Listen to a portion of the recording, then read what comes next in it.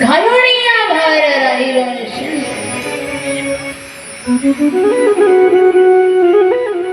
निश्चित भार घालून राहिलो ना भगवंतावरती तर भगवंत मात्र आपला भार सांभाळण्याकरिता सहाय्य केल्या वाचून राहणार नाही. मागे पुढे उभार आहे सांभाळीत आली आगाध निवाराया योगक्षेम ज्यांचे जाणे जड भारी वाट दावी करी पण कधी भगवंतावरती विश्वास श्रद्धा निष्ठा तेवढी पाहिजे आणि विश्वास असेल तर निश्चित मात्र भगवंत आल्यावाचून राहणार नाही. पण आपलं काय होतंय संसारामध्ये आपण एकाच मागे लागतो कोणत्या मला देवाने हे नाही दिलं मला ते नाही दिलं मला ते नाही दिलं नाही काय कोणाचं पाहिलं आणि म्हणतात काय माझ्याकडे आमच्याकडे एवढी संपत्ती देवाने दिली नाही एवढा कापूस नाही झाला त्याला 4 एकरामध्ये 20 क्विंटल झाला ना आम्हाला 4 एकरामध्ये 10 क्विंटल झाला नाही काय काय असते काय काय प्रत्येकाच्या मनात मात्र असते. पण सांगू काही म्हणतात आम्हाला देवाने हे नाही दिलं आम्हाला देवाने ते नाही दिलं पण त्यांना सांगेल कधीतरी वाटेल ना की माझ्याकडे मात्र आयुष्यामध्ये काय नाही आणि मग काय खेद दुःख करत बसतात संपत्ती नाही म्हणून टेन्शन. कोणाला आता पुढे जाईल कोणाला संततीचं असेल आणि कोणाला संतती असेल म्हणजे मुलं असेल तर चांगले नसेल त्याचंही टेन्शन. काही म्हणतात मुलं असते ज्यांना नाही ते म्हणतात असते तर काय नसतं केलं मी त्यांच्यासाठी नाही आणि ज्यांना असेल ते म्हणते काय करता असे मुलं आहे की नसते तर बरं झालं असतं. आई वडील स्वतः म्हणत येत असूनही टेन्शन नसूनही आणि म्हणून म्हणते बाकीच्या गोष्टी द्या हो सोडून हे नाही दिलं ते नाही दिलं असं नाही तसं नाही सोडून द्या जे दिलंय ना ते तुमचं आहे त्याच्यावरती मात्र स्वाभिमान बाळगा की मला देवाने मात्र एवढं सुंदर आयुष्य दिलंय एवढं सुंदर शरीर दिलंय. कधी वाटलं ना देवाने मला काय दिलं कधीतरी जाऊन बघा दवाखान्यामध्ये एका एका अवयवाची किंमत तुम्हाला माहिती पडेल. 2 डोळे 2 हात 2 पाय एवढे इंद्रिय मात्र दिले इंद्रिय हात पाय कान डोळा मुख बोलाय वचन मग त्याचा मात्र वापर करा आणि त्याचा वापर करून मात्र शोक करत बसू नका दुःख करत बसू नका मला हे दिलं नाही मला ते दिलं नाही आणि असं वाटलंच ना हे दिलं नाही ते दिलं नाही जाऊन बघा कधीतरी दवाखान्यामध्ये अहो एवढा सुंदर आपल्याला सृष्टी पाहण्यासाठी देवाने 2 डोळे दिले थोडस काहीतरी जाऊ द्या आणि दवाखान्यात जा सांगतात ऑपरेशनला विचारा खर्च किती मोठा प्रॉब्लेम असेल ना 50-60 हजार 1 लाख 1.5 लाख खर्च सांगल्याशिवाय राहणार नाही. देवाने सुदृढ शरीर दिलंय किडण्या आहे लिव्हर आहे एखादं काहीतरी फेल होऊ द्या सुजन येऊ द्या दवाखान्यात जा आणि मोठाच काहीतरी सर्जरी सारखं निघालं अहो 1 लाख 1.5 लाख 2 लाख 4 लाखापर्यंत तुम्हाला किंमत सांगते कशाची फक्त ते अवयव मात्र दुरुस्त करून देण्याची किती 4-5 लाख रुपये किंमत एका इंद्रियाची एका अवयवाची. मग विचार करा एवढ्या कोट्यावधी रुपयांचं शरीर भगवंताने आपल्याला दिले कधी मागितलं कधी मागितले मग दवाखान्यात गेल्याबरोबर कसे 50,000 ऑपरेशनचे म्हटलं तर लगेच जाऊ द्या ना काय फक्त थोडासा त्रास झाला थोडस शरीर इकडलं तिकडे काहीतरी अवयव झाला दुखणं आलं त्रास आला ठेच लागली कोणताही का असे ना सर्जरी सारखं असेल ऑपरेशन सांगितलं मग लाख लाख दीड दीड लाख रुपये, 4-4, 5-5 लाख रुपये कुठं दवाखान्यात जावं लागते. आपल्याला एवढं सुंदर शरीर दिलंय ना.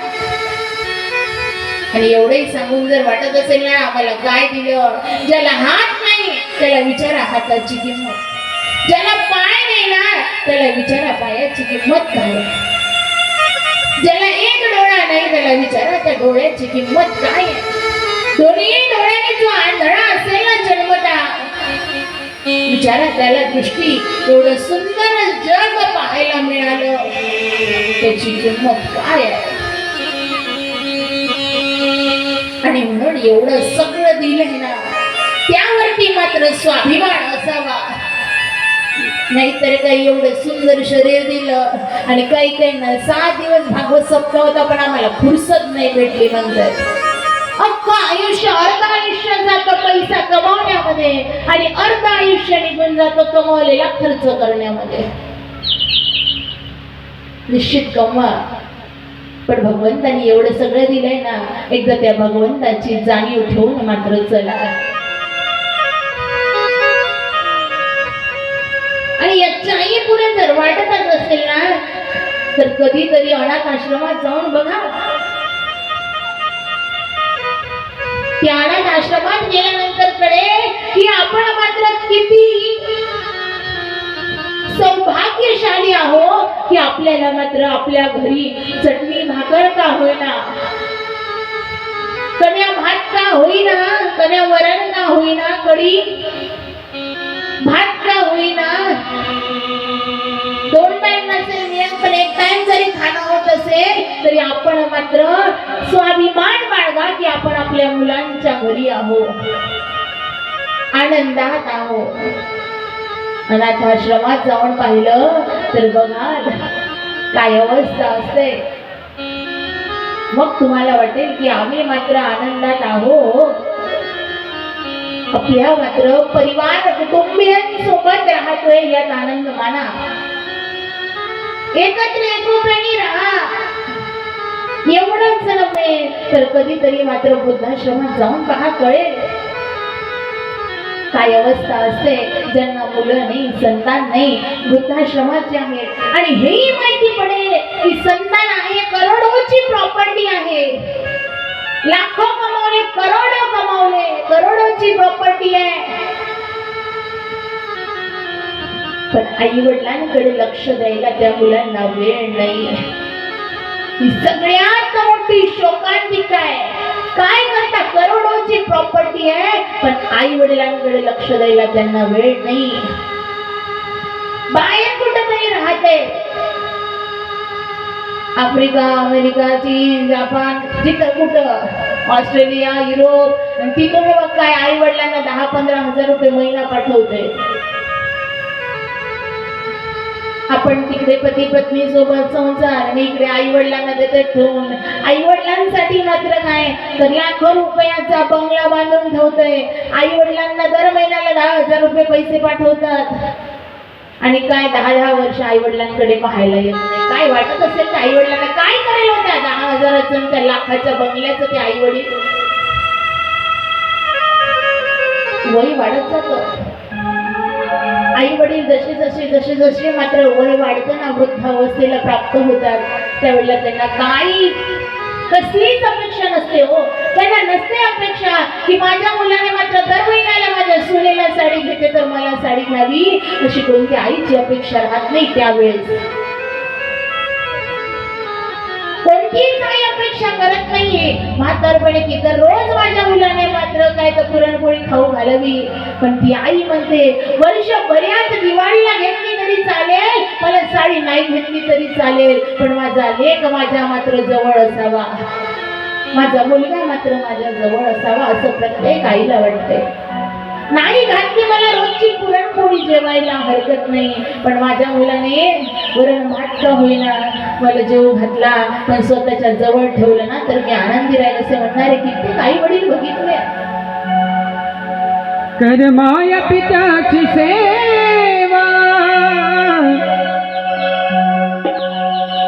आठवून त्या पुंडलिकाला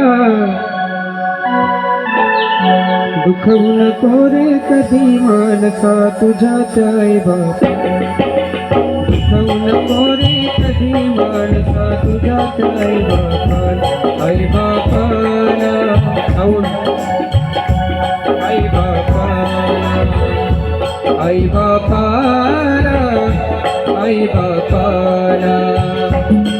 कर माया पित्याची सेवा आठवून कुंडलिकाला, कर माया पित्याची सेवा आठवून कुंडलिकाला. दुखवू नको रे कधी मानसा तुझ्या आई बापाला, दुखवू नको रे कधी मानसा तुझ्या आई बापाला, आई बापाला, आई बापाला, आई बापाला, आई बापाला.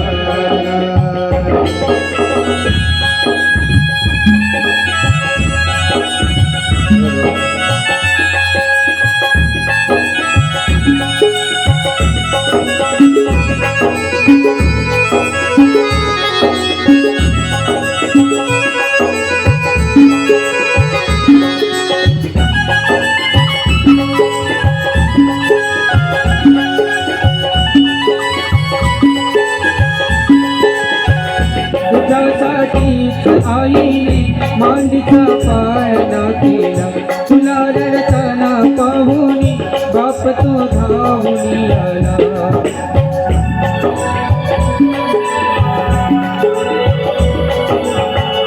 तुझ्यासाठीच आईने मांडीचा पाळणा केला, तुला रडताना पाहुनी बाप तो धावून आला. छातीशी बघत तुला धरले अमृत रूपी दूध प्याला, छातीशी तुला बघ धरले अमृत रूपी दूध प्याला. दुखवू नको रे कधी मानसा तुझ्या आई बापाला, दुखवू नको रे कधी मानसा तुझ्या आई बापाला, आई बापाला, आई बापाला, आई बापाला, आई बापाला. कर माया पित्याची सेवा आठवून कुंडलिकाला, कर माया पित्याची सेवा आठवून कुंडलिकाला.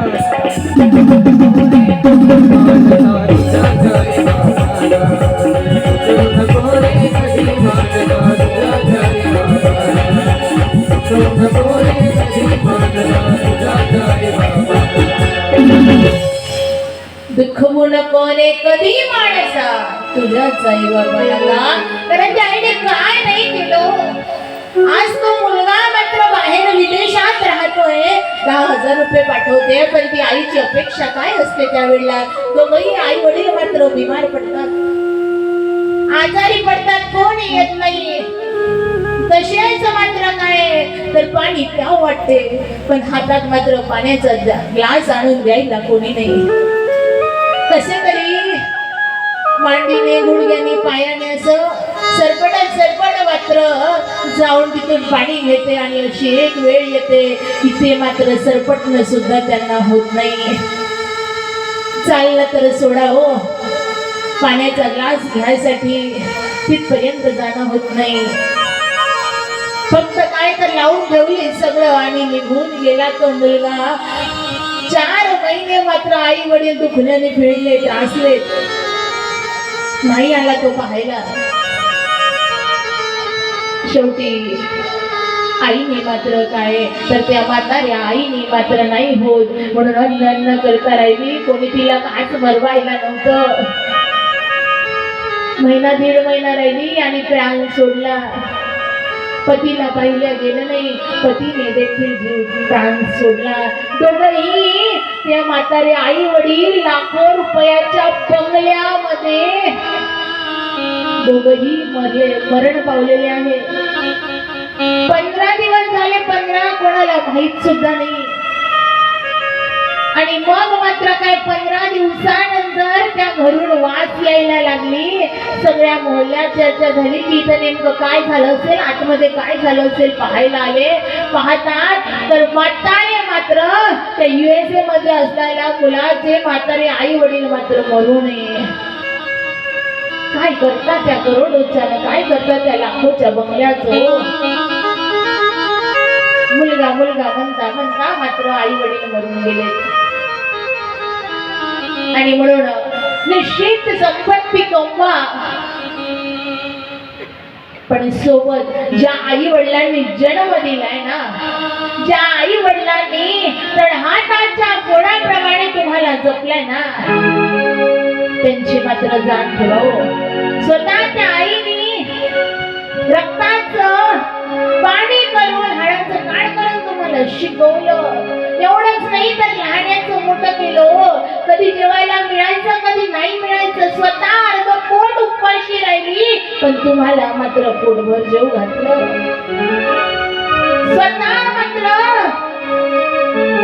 घर घडते म्हणून ओल्या जागेवरती स्वतः झोपली आणि कोरड्या जागेवरती मात्र तुम्हाला झोपवलं ऊन लागते म्हणून स्वतः मात्र साडीचा पदर पांघरून राहिली पण तुम्हाला मात्र दुपट्टे उपरणे घेऊन दिले उन्हाला पायाचे चटके लागते म्हणून स्वतः अडवाणी राहिली पण तुम्हाला चप्पल जुते घेऊन दिले आईची माया जगी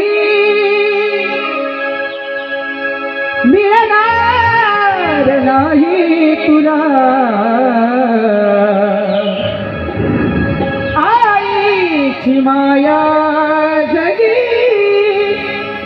मिळणार नाही तुला कशाला दुखवितो रे आईच्या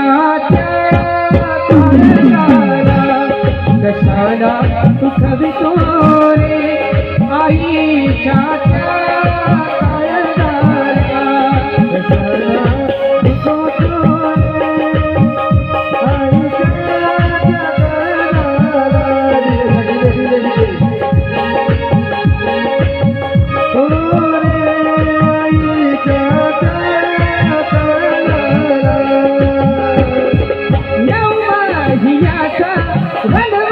सकेला जन्मा दिला रे तुला जन्मा दिला रे तुला आईच्या पदरी माया मिळाली सुख वाटले रे तुला सुख वाटले रे तुला स्वतःला उपाशी ठेवून जगविले रे तुला कशाला दुखवितो रे आईच्या काळजाला कशाला दुखवितो रे आईच्या काळजाला कशाला दुखवितो रे आईच्या काळजाला कशाला दुखवितो रे आईच्या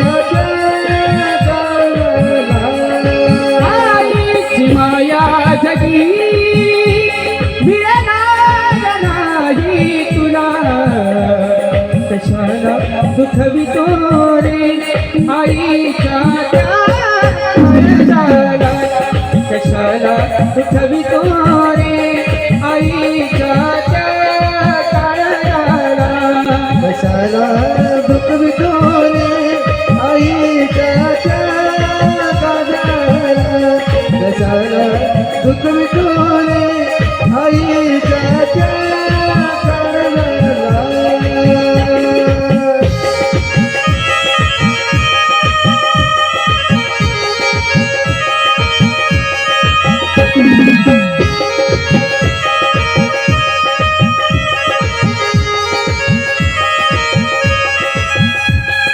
शिकला सबरला साहेब झाला रे उपकारा आईचा रे उपकारा लग्न करोनी बायकोचा झाला तुला रोटीले रे तिला तुला रोटीले रे तिला जीवाचे दान करोनी शिकविले तुला कशाला दुखवितो रे आईच्या काळजाला थवितो रे आईच्या त्या काळजाला कशाला दुखतो रे आईच्या त्या काळजाला कशाला दुखतो रे आईच्या त्या काळजाला कशाला दुखवितो रे या आईच्या काळजाला? काय नाही सोसलं तिने तुमच्यासाठी, काय नाही केलं तिने? 9 महिन्याचा गर्भवास सोसविला. कधी जेवायला मिळायचं, कधी नाही मिळायचं. तरीही मात्र 9 महिने कधी तिने विचार केला नाही. 9 महिने गर्भवास सोसला. एवढंच नाही, गर्भवती राहून कधी जेवायला मिळालं, कधी नाही मिळालं, उपाशी राहिली. घरी काही नाही, पण माझा बाळ मात्र जन्माला येईल, मी त्याला काय देईल, त्याचं भविष्य कसं उज्ज्वल करेल, यासाठी घरी काही नव्हतं. नव्हती संपत्ती, नव्हती श्रीमंती. लोकांच्या शेतात गेली. 200 रुपये 100 रुपये रोज मात्र गर्भवती असून शेतात जाऊन राबून तिने कमवून आणला का? उद्या मात्र माझा बाळ 4-6 महिने दिवस भरले की 9 महिन्याने जन्माला येईल, त्याच्यासाठी मला व्यवस्था लावून ठेवायची आहे. कधी मुलगा गर्भात आहे त्यावेळेला हो. तिथपासून तिने तयारी केली. 9 महिने तुम्हाला मात्र गर्भात लहानाचं मोठं केलं. जन्माला आले कधी माझ्या बाळाने मात्र तिची कधी अपेक्षा नसते हो की मला मात्र मोठं झाल्यावर बंगल्यातच ठेवावं. नाही अपेक्षा करत ती. तिने एवढं सगळं सोसलेलं आहे. नाही अपेक्षा करत. मुलगा लहान आहे, एका मात्र मांडीवर मुलगा ठेवते, त्याला हलवत राहते, खेळवत राहते. दुसऱ्या हाताने मात्र काय, एक हात बाळाला पकडून ठेवते, दुसऱ्या हाताने मात्र काय कर स्वयंपाक करायला तयारी करते, तांदूळ निवडते, वरण भात बनवायची तयारी करते, पोळ्या करते. कुठं एक हात कामी लावून कणिक भिजवते, एका हातात मात्र मुलगा ठेवते. काय अवस्था असेल त्या आईची. पोटाला मुलगा बांधून मात्र दिवसभर काही महिला काय आई ती शेतात जाते, होते तेवढं काम मात्र कापूस उभी का होईना आपण वेचून आणते. कोणासाठी करते हो एवढं सगळं? रुपया जमा करून ठेवते का? माझ्या बाळाला मात्र पुढे मला शिक्षण द्यायचं. आणि आता या अशा अवस्थेमध्ये आपण कुठून शिक्षण द्यावं? त्याला शिकवण्यासाठी मात्र मुलगा 5 वर्षाचा होतो. आईची किती धडपड असते, शिकवते. आणि एवढं शिकवणं मात्र तो जर सुशिक्षित झाला आणि आई वडिलांच्या जवळ नसेल ना, आणि आई वडील त्याला सांभाळायचं जर जीवावर येत असेल, तर त्याच्या शिक्षणाचा धिक्कार. कारण त्याला अजून त्या डिग्र्या कळाल्या, पण आई वडिलांचं महत्व कळालं नाही. आणि म्हणून सर्वांना इथं बसलेल्या सांगेल, सगळं काही तुम्हाला विकत घेता येईल पैसा असेल तर, पण आईची माया, वडिलांचं प्रेम, हा जिव्हाळा, आपुलकी जगात कोणी देणार नाही. किती रुपयासन विकत घेतो म्हणाल तरी मिळणार नाही, कारण माय ती माय आहे हो. त्या आईची माया मात्र मिळणार नाही. आणि म्हणून मात्र त्या आईने एवढं सगळं दिलंय ना, तिची जाणीव ठेवा. आणि आईचीच जाणीव ठेवा म्हणून नाही, तर वडिलांनी केलेले. कारण आई नुसतं एवढं करते असं नाही, वडील देखील, बाप देखील राबतो शेतात. बघा, कधी बघितलं असेल तर वडिलांची चप्पल मात्र झिजलेली असते पूर्ण, तर पायाला जमीन जणू चपलीतून लागत आहे एवढी चप्पल भिजलेली असते. आणि तरी वडील मात्र काय, तर मुलगा शाळेत जायचा आहे म्हणून त्याला नवीन जुते घेऊन देते. एखाद्या शेजारच्याने म्हणावं, पाटील बदला ना आता चप्पल. पडले ना त्या चपलीला छिद्र पडले ना. ते वडील म्हणतात आता काही नाही, फक्त 2 महिने पुन्हा हे चप्पल वापरते. मग मला मात्र काय तर पैसे आले की घेते, कारण माझ्या मुलाला मात्र मी शाळेत टाकलं ना, त्याला नवीन जोडे चप्पल घेऊन द्यायचे होते शाळेत जायसाठी, मी त्याला जोडे घेऊन दिले. बघा स्वतः वडील मात्र फाटके शर्ट, एक पॅन्ट घालून 6 महिने काढते. 2च कपडे असते, शर्ट पॅन्टचे 2च जोड्या असतात. ते 2च आज एक उद्या एक असं करत करत वर्ष काढताय 2 ड्रेस वरती. पण माझा मुलगा कॉलेजला जायचा आहे म्हणून त्याला नवीन कपडे घेऊन देते. स्वतः का आयुष्य मात्र पैदल फिरून याच्या त्याच्या गाडीवर बसून मात्र काम करते, सायकलनी जाते. कुठे लांब जायचं काम पडलं तरी ऑटोनी जाते. पण मुलगा रोज कॉलेजला गेला पाहिजे, त्याचा वेळ वाया जाऊ नये म्हणून त्याला मात्र कधी न घेतली 2 व्हीलर, पण मुलासाठी मात्र 2 व्हीलर घेते. बघितलं कधी आपल्याला एवढंच सगळं देणारे वडील? कधीतरी बघा बन्यानीला मात्र कित्येक छिद्र पडलेले असतात, पण आपलं मात्र दुःख आपल्या जवळ ठेवून वडील आई कितीही लोकांसमोर काही सांगत असते ना घरचं, तरी वडील मात्र शांत बसतात. नाही दाखवत कोणासमोर रडून, नाही दाखवत कोणासमोर बोलून, पण एकांतात कधी मध्यरात्री बघा ते वडील मात्र झोपेत असेल असं सर्वांना वाटते, पण ते वडील मात्र त्याच झोपेच्या जागेवरती एकट्यात मात्र कोणाला सांगणार दुःख. बाप नसतो कुणाच्या ध्यानी मनी, बाप माझा वेदनांचा धनी. बाप नसतो कुणाच्या ध्यानी मनी, बाप माझा वेदनांचा धनी.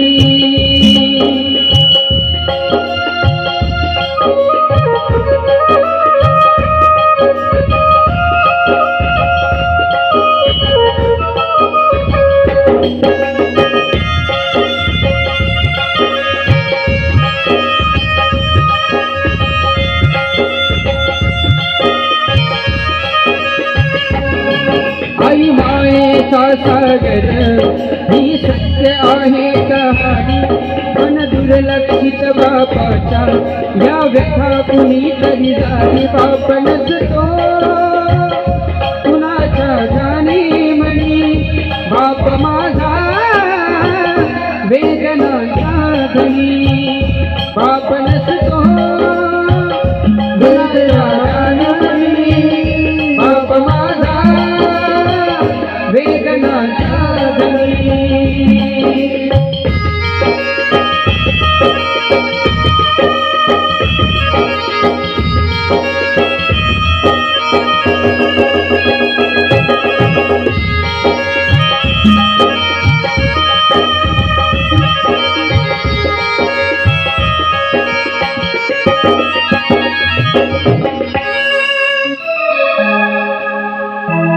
बाप मात्र हा दुःखाचा संपूर्ण साठा हृदयात घेऊन एकटे मात्र एखाद्यात रडून घेतात.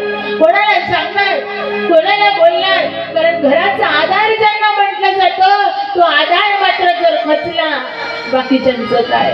म्हणून कसे का असे ना, पण वडील आहे तोपर्यंत त्या घराकडे मात्र कोणी वाईट नजर करून पाहणार नाही, एवढं सामर्थ्य. आणि म्हणून मात्र प्रत्येक इथं बसलेल्या व्यक्तींना माझं म्हणणं असेल, कितीही नवरात्रीचे उपवास, एकादशी काय काय व्रत कराल, सोमवार, मंगळवार, गुरुवार, शनिवार, संकट चतुर्थी, एकादशी, नवरात्र, पण किसी ने रोजा रखा, किसी ने उपवास रखा, कबूल उसी का हुआ जिसने अपने पास अपने माँ बाप को रखा.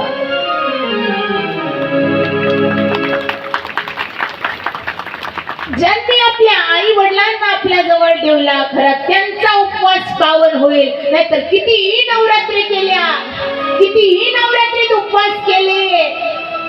आणि तरीही देखील बुंदी वाटा, लाडू वाटा, पेढे वाटा एवढंच नाही, देवाला किती ओट्या भरल्या, कितीही साड्या नेसवल्या, पण आई वडिलाची किंमत कळेल नाही. त्या माय बापाला जर का घरी उपवाशी ठेवत असेल, काही असे घर पाहिले की आपलं जेवण झाल्यानंतर उष्ट राहिलेलं आई वडिलांना देता येत काय, कुत्र्याला घालतायत काय?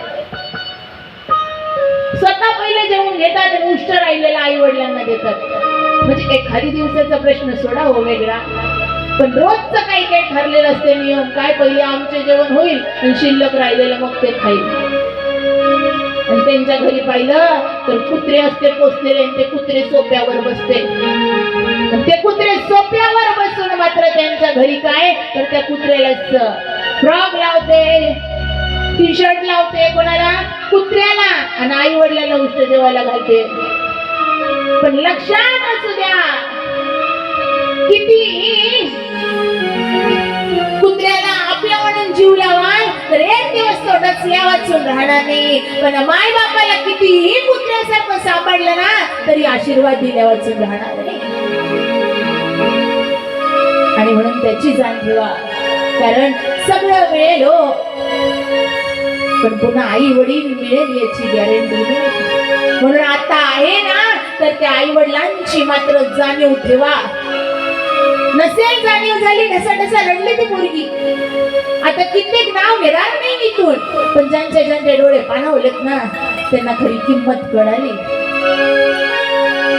आणि म्हणून आपल्याजवळ आपण सौभाग्यशाली आहोत की आपल्याला मात्र भगवंताने एवढं सगळं दिलंय, त्याची जाणीव ठेवून पुढे पाऊल वाट काढा, त्यांचा सांभाळ करा. कारण फूल कभी तो बार नहीं खिलते, जन्म कभी तो बार नहीं मिलते, मिलने को तो हजारों लोग मिलते हैं, मगर हजारों गलतियां माफ करने वाले माँ बाप नहीं मिलते.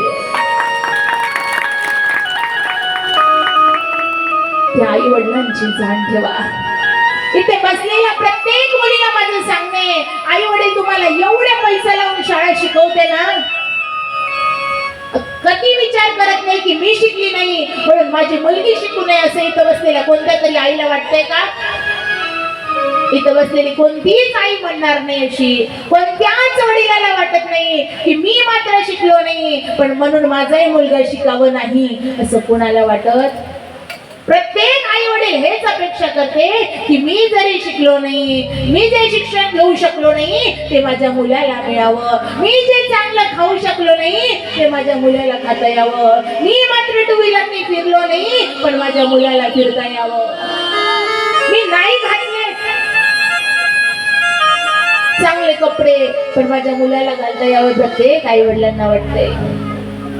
आणि ते म्हणून तुम्हाला एवढं सगळं त्रास सहन करत तुम्हाला लहानाचं मोठं करते.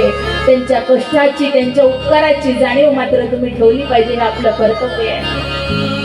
आणि इथं बसलेले लहान मोठे सगळे त्यांनीही लक्षात असू द्या की ज्या आई वडिलांनी लहानाचं मोठं केलंय ना त्या आई वडिलांना मात्र म्हातारपणाची काठी म्हणून आपल्याला आधार द्यायचा आहे, हे विसरू नका.